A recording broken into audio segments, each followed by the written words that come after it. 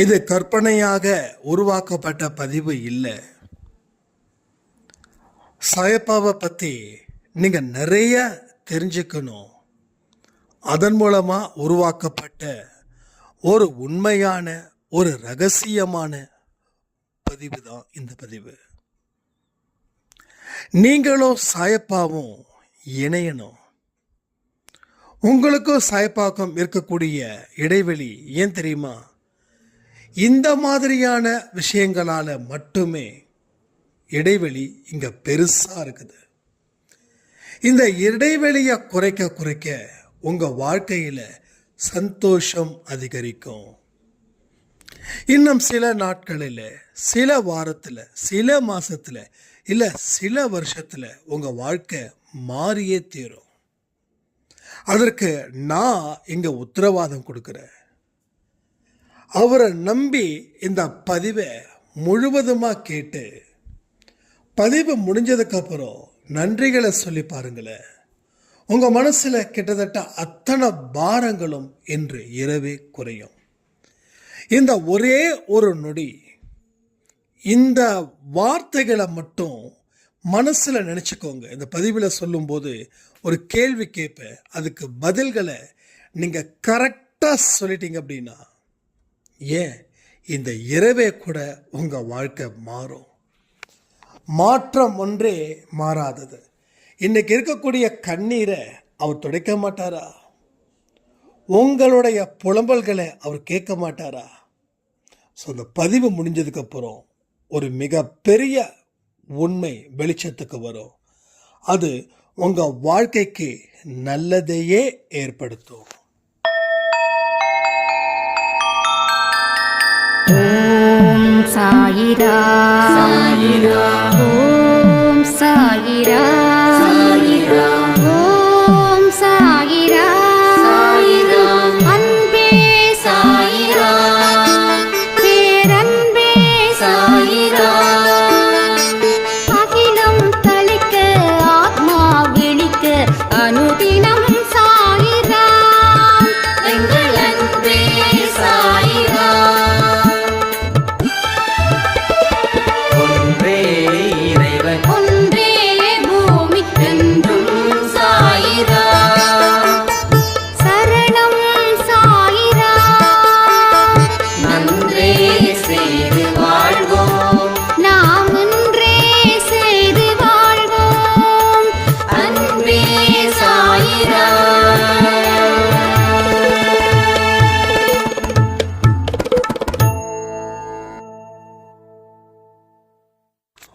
சாயிராம். என் உயிரின் உயிரானவர்களே, ஒரு சாய்ராமுடைய கேள்வி,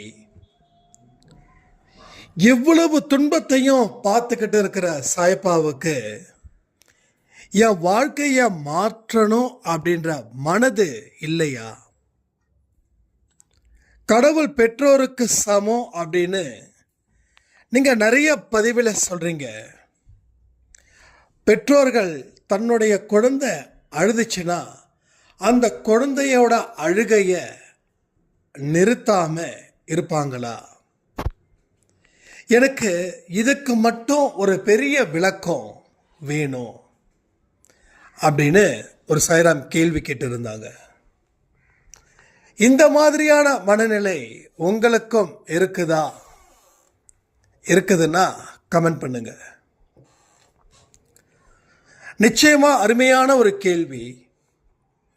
இந்த கேள்வியால நம்ம அன்பே சாய் குடும்பத்தில் இருக்கிறவங்களுக்கு ஒரு தெளிவு கிடைச்சிடுச்சு அப்படின்னா அதை விட சந்தோஷம் இந்த உலகத்திலேயே எனக்கு இல்லைங்க.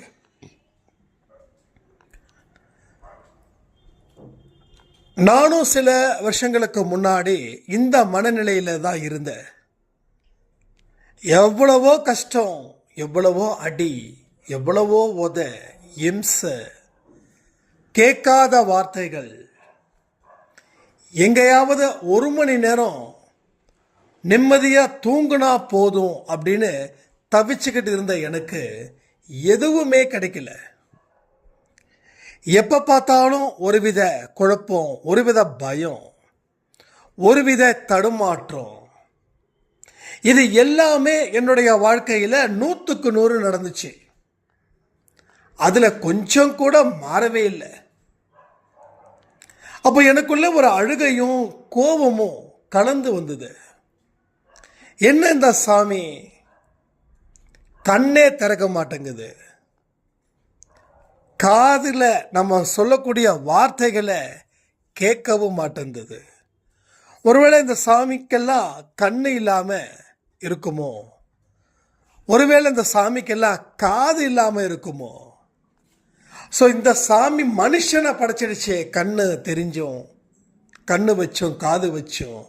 ஆனால் அது தன்னை எப்படி உருவாக்கிக்கிறதுன்னு தெரியல. இந்த மாதிரியான விஷயத்த நான் என்ன ஆரம்பிச்சிட்டேன். மேலும் மேலும் கோபமும் ஆத்திரமும் வந்துக்கிட்டே தான் இருந்தது. ஏன்னா பதில்கள் கிடைக்காத வரைக்கும் கேள்விகள் வந்துக்கிட்டே இருக்கும்.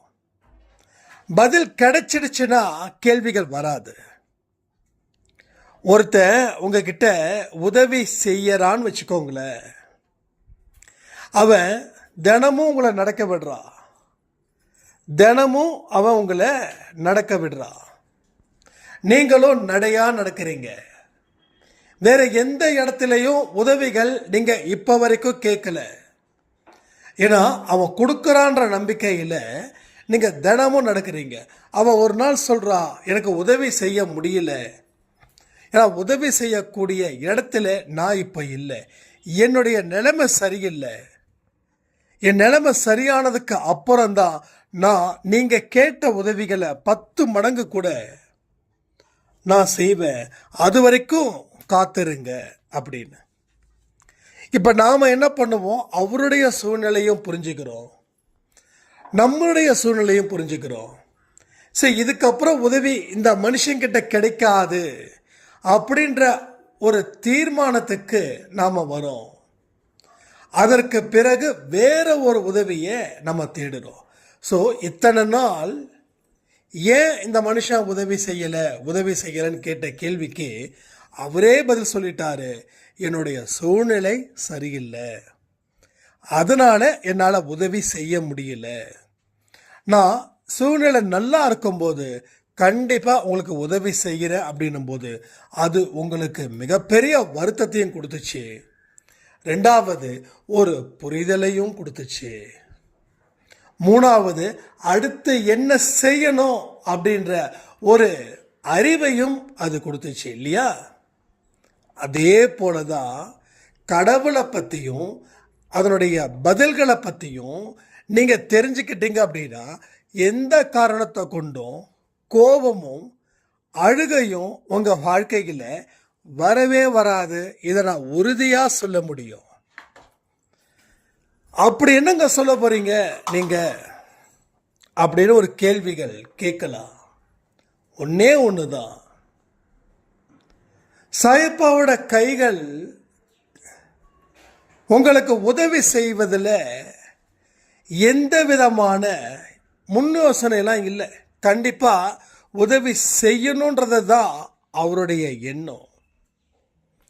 ஆனா ஒரு சில அடிப்படை விஷயங்களை தன்னுடைய குழந்தைங்க புரிஞ்சுக்கணும் அப்படின்னு அவர் நினைக்கிறாரு, அவர் எதிர்பார்க்கிறாரு. ஒரு மனுஷன் தன்னை தானே குழப்பிக்கிட்டே இருக்கிறவங்கிட்ட நாம் என்னதான் ஒரு தெளிவான விஷயத்த சொன்னாலும், அவன் எவ்வளவுக்கு எவ்வளோ நம்ம தெளிவாக சொன்னாலும் அதை விட மோசமாக அவன் குழப்பம் அடைவான். அப்போ அந்த குழப்பத்தை யாருங்க நீக்கணும்? அந்த மனிதன் தான் அந்த குழப்பத்தை முதல்ல நிறுத்தணும். நாமெல்லாம் என்ன பண்ணிக்கிட்டு இருக்கோம், ஆழ்ந்த கவலையில் தொடர்ந்து ஒரு விதமான குழப்பத்துடன் வாழ்ந்துக்கிட்டே இருக்கோம். இந்த குழப்பம் என்ன பண்ணுது, வாழ்க்கையில் முக்காவாசி பொன்னான நேரத்தை வீணாக்கிடுது. வீணாக்கப்பட்ட நேரங்கள் திரும்பி வரது இல்லை. 30 வயசுல உழைக்கணும் அப்படின்னு ஒரு மனுஷனுக்கு எண்ணம் இருந்தாலும் அவன் குழப்பத்தின் உச்சத்தில் இருக்கும்போது அந்த வயதில் அவன் உழைக்கவே இல்லை. ஒரு 10 வருஷம் அந்த குழப்ப ரேகையோட அவன் இருக்கான். அடுத்தது 40-42க்கு மேலே அவனுக்கு அறிவு வந்து அதன் மூலமாக அவன் தெளிவாகி அதன் மூலமாக ஒரு வாழ்க்கையை உருவாக்குறதுக்குள்ள அவனுடைய பொன்னான நேரங்கள் அத்தனையும் அழிக்கப்பட்டது. அப்போ நீங்கள் குழப்பத்தோடு இருக்கிறதாலையும் தெளிவில்லாத மனநிலையில் உங்கள் மனசு இல்லாமல் இருக்கிறதாலையும் அளவுக்கு அதிகமாக வருத்தமோ அளவுக்கு அதிகமாக பாரமோ நீங்கள் சுமந்துக்கிட்டே இருந்தீங்க அப்படின்னா அவர் அந்த இடத்துல உதவிகள் செய்வதை முடியாத அளவுக்கு அவர் இருக்கிறார். ஒரு குழப்பத்தில் நீங்கள் என்னத்தான் குழப்பத்தில் இருந்தாலும் எவ்வளவு பெரிய வாழ்க்கையை கொடுத்தாலும் அந்த வாழ்க்கையையும் இந்த குழப்பத்தின் அடிப்படையில் தொலைச்சிடுவீங்க. அப்போ உங்களுக்கு உள்ள ஒரு விஷயத்தை நீங்க ஏற்படுத்தி அதை சீர்படுத்தி அதை வாழ்க்கையோட பயணத்தில் கலக்கணும். அப்படி கலக்கும்போது அவர் உங்களிடம் என்ன பண்ணுவார்? உங்க கூட அவரும் வந்து உங்க வாழ்க்கைக்கு தேவையான அத்தனை அத்தியாவசியமான விஷயங்களுக்கும் கை கொடுத்து உதவி செய்வார். உதவி எப்ப கிடைக்கும்? அதுக்கு தகுதியா இருக்கிறவனுக்கு தான் கிடைக்கும். எல்லாருக்கும் அந்த உதவி கிடைச்சிடாது. யாருக்கு கிடைக்கணுமோ அவங்களுக்கு தான் அந்த உதவிகள் கிடைக்கும். கவர்மெண்ட் ஒரு கன்ஸ்ட்ரக்ஷன் கொடுக்குதாங்க அப்படின்னா அதுக்கு சொல்லியிருப்பாங்க இவங்கெல்லாம் இந்த உதவி பெற தகுதியானவர்கள். ஒரு பட்டியல் ரெடி ஆகுதா இல்லையா? அந்த கணக்கின்படி தான் அவங்க உதவிகள் செய்ய முடியும். எல்லாருக்கும் உதவிகள் செய்ய முடியாது. அப்போ அதை பெறுவதற்கு யார் சரியான நபர்களோ அவங்களுக்கு மட்டும்தான் கவர்மெண்ட் சைடில் இருந்து உதவியோ பண உதவியோ பொருள் உதவியோ இல்லை ஏதோ ஒரு உதவியோ கிடைக்கும். எல்லாருக்கும் கிடைக்காது. எல்லாருக்கும் கிடைக்கிற அளவில் கொடுப்பதற்கு ஒன்றும் இல்லை. இருந்தால் நிச்சயமாக கொடுப்பாங்க. அதே போல தான் இங்கேயும் நீ உதவியை பெறுவதற்கு தகுதியானவனா இருக்கிறியா? அப்போ உன்னுடைய உள்ளத்தை சரி பண்ணு. உன்னோட உள்ளத்தை சரி பண்ணாம எதையுமே என்னால கொடுக்க முடியாது. உன்னோட உள்ளத்தின் அடிப்படையில் தான் உனக்கு நான் கொடுக்கலாமா வேண்டாமான்னு நான் முடிவு பண்ண முடியும். ஆனால் ஒரு படிக்கட்டையும் நீ அடைச்சிட்ட. அதனால் வெற்றின்ற படிக்கட்டோ ஏற முடியல, உச்சத்துக்கு போக முடியல. அங்கே இருந்து வெற்றி செய்திய உன்னால் சொல்லவே முடியல. அப்போ உன்னை நீ சரி பண்ணாம என்னால் உன்னை சரி பண்ண முடியாது. இதுதான் கடவுளுடைய மிகப்பெரிய வார்த்தை. உன்னால் என்னென்னலாம் செய்ய முடியுமோ அதற்கு நீ தயாராகிரு. அதுக்கு நீ தயாராக இருந்து அதற்கு உண்டான வேலைகளை நீ ஆரம்பிச்சிடு. எதுவுமே நீ ஆரம்பிக்கல அப்படின்னா நான் உனக்கு எந்த வகையில் உதவி செய்ய முடியும்? இதை நீங்கள் எந்த அளவுக்கு உள்வாங்குறீங்கன்னு தெரியல. நீங்கள் உள்வாங்கினாதான் இங்கே பெரிய அதிசயம் உங்கள் வாழ்க்கையில். நான் இப்போ சொல்கிறேன், கேட்டுக்கோங்க, நிச்சயமாக நடந்தே தீரும். நான் நடக்காத விஷயத்தை இங்கே பேசுறது இல்லை. எது நடக்குமோ அதை தான் நான் பேசுகிறேன். உங்கள் முயற்சியும் உங்கள் ஒத்துழைப்பும் உங்கள் மனசும் இடம் கொடுக்கலைன்னா தயவு செய்து மறந்துடுங்க, உங்களோட வாழ்க்கையில் எந்த சந்தோஷமும் வராதுன்னு. பட் உங்களுக்கு சந்தோஷம் வரணும்னா உங்களால் முடிகின்ற விஷயத்தை நீங்கள் மன திருப்தியுடன் செய்யுங்க. நீங்கள் யாருக்கும் பயந்து இல்லைன்னு நீங்கள் முடிவு பண்ணுங்க. நீங்கள் என்ன முடிவு பண்ணுறீங்களோ அது இந்த நிமிஷத்தில் முடிவாக்கப்படும். இந்த செகண்டு நீங்கள் என்ன முடிவு பண்ணுறீங்களோ அதுதான் உங்கள் வாழ்க்கையை தீர்மானிக்க போகுது. அப்போ கவனமாக முடிவு பண்ணணும். இந்த நொடி சொல்லுங்க சாய்பா கிட்ட உங்களோட முடிவு என்ன அப்படின்னு. அந்த முடிவின்படி உங்கள் வாழ்க்கையை அவர் சரி செய்வார், உறுதிப்படுத்துவார். வெற்றி அப்படின்ற ஒரு படிக்கட்டை உங்கள் கண்கள் முன்னாடி காட்டுவார். அந்த படிக்கட்டில் நீங்கள் ஏறணும். ஏறுவீங்களா? ஸோ இதுதான் அன்பே சாயுடைய மிக முழுமையான ஒரு பாடம். இந்த பாடத்தை படித்தா அவர் ஏன் என்னோட இவ்வளவு பிரச்சனைகள் இருந்தும் என்னுடைய கண்ணீரை துடைக்கல, என்னுடைய பிரார்த்தனையை அவர் கேட்கல அப்படின்னு நமக்கு தோணும். ஸோ உங்களை அவர் தான் படைச்சாரு. அவர் தான் கண்களையும் வைத்தாரு, காதுகளையும் வைத்தாரு, எல்லாத்தையும் அவர் தான் படைச்சாரு. அவர் சரியா இருந்ததால தான் நம்மளை சரியா படைச்சாரு. ஆனால் நாம சரியா இல்லை, அதனால அவரும் சரியா இல்லை. உங்க முகத்துக்கு முன்னாடி பார்க்குற கண்ணாடி எப்படி காட்டுதோ அதே போலதான் நீ சரியான பாதையில வந்தா அவரும் சரியான பாதையில வருவார். நீ தப்பான பாதையில வந்தா அவர் எங்கேயுமே பார்க்கவே முடியாது. ஸோ அந்த இடத்த தான் நீங்கள் புரிஞ்சுக்கணும். இப்போ நான் அவரை பார்க்கணும், அவர் எனக்கு உதவி செய்யணும் அப்படின்னா ஒரே விஷயந்தான், வாழ்க்கையில் முன்னேறுவதற்கு உண்டானதை மட்டும் பாரு. வாழ்க்கையில் அழிச்சிக்க வேண்டிய பகுதியை நீயே அழிச்சிக்காத. அதை கடவுள்கிட்ட ஒப்படைச்சிடு. நீ எதையாவது சரி பண்ணுறன்னு சொல்லி அந்த சிக்கலில் விட்டுறா போய் விழுந்துடாத.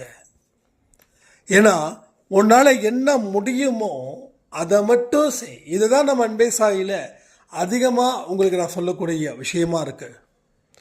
உன்னால் என்ன முடியுமோ, உன்னால் ₹1 உதவி செய்ய முடிஞ்சா அந்த உதவியை செஞ்சுடு. உன்னால் 4 மணி நேரம் தான் உழைக்க முடியுதுன்னா அந்த 4 மணி நேரத்தை உழைச்சிடு.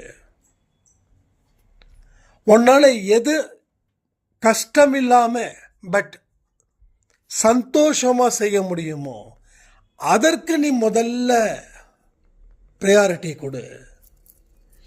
அதை கொஞ்சம் கொஞ்சமாக ஏற்று வாழ்க்கையில் மிகப்பெரிய பலனை நீ அடைவதற்கு உண்டான வழிகள் என்ன எப்படின்றது ஒட்டுமொத்தமாக உனக்கு புரிய வரும். அது வரைக்கும் உன் வாழ்க்கையில் ஸோ வாழ்க்கையை என்ன பண்ணணும், சந்தோஷமான ஒரு விஷயமா மாற்றணும். இங்கே நிறைய பேர் மாறினதால வாழ்க்கை மாறுச்சு. ஆனால் நிறைய பேர் மாறாமல் இருக்கிறதால வாழ்க்கை மாறவே இல்லை.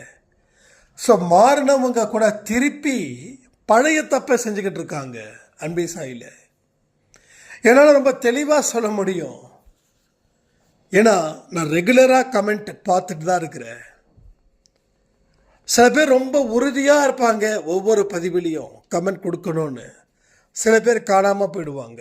நான் எதிர்பார்த்த மாதிரியே கொஞ்ச நாள் கழித்து ஒன்று கமெண்ட் மூலமாக தான் மீண்டும் வந்ததாக சொல்லுவாங்க, இல்லை கமெண்ட் மூலமாக சொல்லுவாங்க இத்தனை நாள் எங்கே போனாங்கன்னா கொஞ்சம் பிஸியாக இருந்துட்டேன் அப்படின்வாங்க. நீங்கள் பிஸியாக இருக்கத்தான் சாயப்பா கிட்ட வந்திருக்கீங்க. நீங்கள் பிஸியாக மாறணும். உங்களோட ஒட்டுமொத்த பிஸியும் உங்களுக்கும் உங்களை சுற்றி இருக்கிறவங்களுக்கும் பயன் தரணும். ஸோ அதுதான் சாயப்பாவோட விருப்பம். ஆனால் நீங்கள் பிஸியாகிட்டு சாயப்பாவை விட்டுட்டீங்கன்னா நீங்கள் மறுபடியும் பழைய லைஃபுக்கு வர மாட்டீங்களா? எனக்கு இன்னைக்கு பசிக்குதுன்னா இப்போ தான் நான் சாப்பிட முடியும். இல்லை நாளைக்கு மதியானம் பசிக்கக்கூடாது, அதனால் நான் இப்போவே சாப்பிட்டுறேன் அப்படின்னா சான்ஸே கிடையாது. அது எப்படி முடியும்? வேணா அடுத்த வேளை சாப்பாடு கிடைக்காது அதனால் நல்லா சாப்பிட்டுக்கலாம்னா ஓரளவுக்கு சாப்பிட்டுக்கலாம். ஆனால் அடுத்த நாள் காலையில் அது கூட சமாளிச்சிடலாம். 24 மணி நேரத்துக்கு அப்புறமும் கண்டிப்பாக சாப்பாடு உள்ளே இறங்கணும். ஏன்னா நம்ம அந்தளவுக்கு ஞானிகள் கிடையாது. 40 நாள் சாப்பிடாமல் இருக்கிறது, காற்றை சுவாசிக்கிறது, தண்ணியை மட்டும் குடிக்கிறது அப்படின்னு. ஸோ எது ரியாலிட்டியோ அதை அக்செப்ட் பண்ணிக்கோங்க. எது உங்களால் அக்செப்ட் பண்ண முடியலையோ அதை ஒரு தடவைக்கு 4 தடவை யோசித்து அதை அக்செப்ட் பண்ண முடியுமான்னு பாருங்கள். முடிஞ்சா ஓகே, முடியலன்னா கவலைப்பட வேண்டாம். ஏன்னா எல்லாமே உன்னால் முடியும்னு சொல்லிட முடியாதுல்ல. ஸோ சின்ன சின்ன விஷயங்களை செய்தால் தானே பெரிய விஷயத்தை நாம் முடிக்க முடியும். ஸோ அந்த கான்செப்டின் படி தான் நான் உங்களுக்கு இங்கே சொல்கிறது. ஒரு சிறிய முயற்சி, அதன் மூலமாக கிடைக்கக்கூடிய வெற்றி, அதன் மூலமாக பெறக்கூடிய திருப்பம், இந்த 3த்தையும் மாறி மாறி மாறி நம்ம செய்யும்போது அடுத்தடுத்த கட்டத்துக்கு உண்டான வழிகளும் பிறக்கும். இன்னும் முயற்சிகளும் அதிகமாக எடுக்கலாம். அதன் மூலமாக வெற்றிகளும் பெறலாம். அதன் மூலமாக நல்ல திருப்பு முனையையும் நாம் ஏற்படுத்தவும் முடியும். ஸோ இதையெல்லாம் தான் நீங்கள் பார்க்கணும். இதில் இருந்து தான் வாழ்க்கையை அடுத்த கட்டத்துக்கு நீங்கள் கொண்டு போகணும். ஸோ பல விடுதலைகளை நாம் சில விஷயங்கள் மூலமாக பெற முடியும், மாற்றி அமைக்கவும் முடியும். இது கற்பனை இல்லை, இது நிஜம். திரும்பவும் சொல்கிறேன், இங்கே கற்பனை பற்றி பேசுவதற்காக நான் வரல. அவருடைய உண்மையான குணாதிசயங்கள், உங்களுடைய கேரக்டர்ஸ் எல்லாத்தையும் புரிய வச்சு அதை 2த்தையும் இணைய வச்சு ஒரு மிகப்பெரிய வெற்றி சரித்திரத்தை அது ஏற்படுத்தணுன்ற எண்ணத்தில் தான் நான் சொல்லக்கூடிய வார்த்தைகளை இங்கே திரும்ப திரும்ப திரும்ப திரும்ப சொல்லிக்கிட்டு இருக்கேன். நீங்கள் கேட்கலாம், அப்படி என்ன அவரோட கேரக்டர்ஸ் பற்றி உங்களுக்கு தெரியும் அப்படின்னு. நான் ஒன்று சொல்கிறேன். ஒரு மனுஷனை 1 வருஷம் நீங்கள் பழகுனீங்கன்னா அவங்களுடைய கேரக்டர்ஸை நீங்கள் 100% தெரிஞ்சுக்க முடியும். ஆனால் என்னுடைய உள்ளுணர்வுகள் மூலமாக பல ஜென்மத்தில் நான் அவர் கூட இருந்ததன் அடிப்படையில் அந்த ஒரு சுய நினைவோட அதை என்னோட ஆழ் மனசில் இருந்து உள்ளே போய் அதை வெளியில் எடுத்து கண்டுபிடிக்கும் போது எல்லா விஷயங்களும் இங்கே சாத்தியப்படுது. நான் உள்ளே போகும்போது விழிப்புணர்வோடு போகிறேன், வெளியில் எடுக்கும் போதும் அதே விழிப்புணர்வோடு எடுக்கிறேன். அப்போ நீங்கள் கேட்கலாம், என்னால் உள்ளே போய் கேட்க முடியுமா? நிச்சயமா, நிச்சயமா, 100க்கு 100 நிச்சயமா உங்களால் எடுக்க முடியும். நாம் செய்யக்கூடிய வேலைகளை விழிப்புணர்வோடு இருக்கணும்னு நாம் சொல்லியிருக்கோமே, அந்த விழிப்புணர்வு மட்டும் இல்லை, உங்கள் மனசில் இருக்கக்கூடிய குழப்பங்களை முதல்ல நீங்கள் அதை சரி கட்டணும். அதுதான் உங்களுக்கு பெரிய அளவில் பாடாப்படுத்திக்கிட்டு இருக்குது இந்த நிமிடம் வரைக்கும். அந்த நிமிடம் எப்போ மாறுதோ அப்போ எல்லாமே உங்களுக்கு கிடைக்கும். இன்னைக்கு ஒரு கர்ம வினையினால தான் அந்த வினை பயனை நீங்கள் இந்த நிமிடம் வரைக்கும் அனுபவிச்சுட்டு இருக்கீங்க. இது இன்னும் சில நாட்களோ, சில வாரமோ, சில மாசமோ, ஏன் சில வருஷமோ முடிவுக்கு வந்துடும். முடிவுக்கு வராத பிரச்சனைகள் அப்படின்றது எதுவுமே இல்லை. அது ஏன் முடிவுக்கு வரலன்னா, அது முடிவுக்கு கொண்டு வரணும்னு நாம் முடிவு பண்ணலை.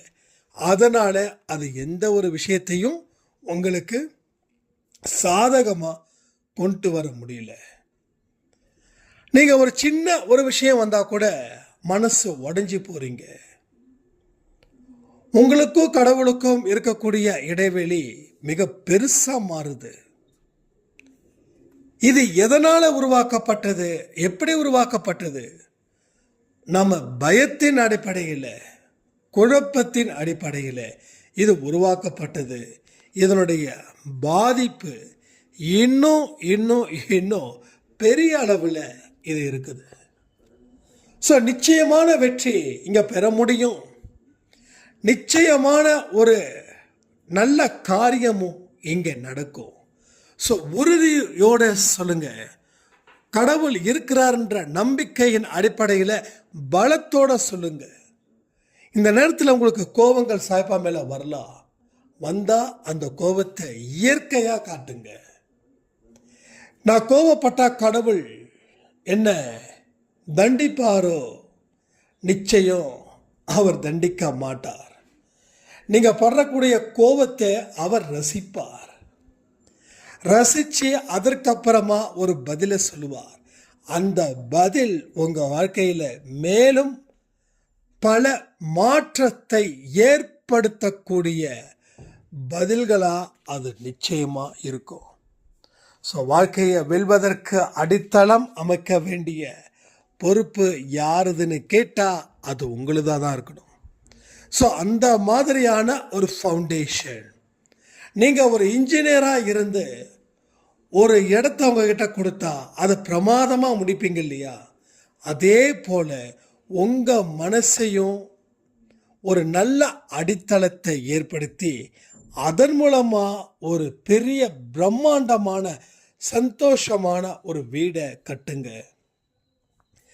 அதில் நீங்கள் நினைச்சதையெல்லாம் நடக்கிற மாதிரி கற்பனை பண்ணுங்க.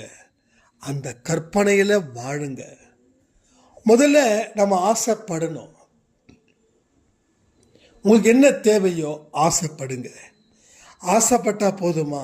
அதற்கு என்ன முயற்சிகள் எடுக்கணும் அதையும் கற்பனை பண்ணுங்க. அதற்கு எந்த மாதிரி உழைக்கணும் அதையும் கற்பனை பண்ணுங்க. இப்போ பேட்டன் ரெடி. இப்போ எந்த குழப்பமும் இல்லை. உங்களுடைய அருமையான அற்புதமான சந்தோஷமான ஒரு வாழ்க்கையை உங்களால் சர்வ சாதாரணமாக உருவாக்க முடியும். அதில் பல பல பல சந்தோஷத்தையும் அனுபவிக்க முடியும். உங்கள் வாழ்க்கையில் இருக்கக்கூடிய அந்த இருண்ட பக்கங்கள் இனி இருக்காது. ஒரு மிகப்பெரிய வளர்ச்சியை ஏற்படுத்துவதற்காகவே உங்கள் வாழ்க்கையோட சூழ்நிலையும் மாறும்னு சொல்லி மிகப்பெரிய நம்பிக்கையை ஏற்படுத்துவது தான் இந்த பதிவோட நோக்கம். இதில் சொல்லப்பட்ட அத்தனை விஷயங்களும் உண்மைன்னு சொல்லி இந்த பதிவை நான் முடிக்கிறேன். ஜெய் சாய்ராம்.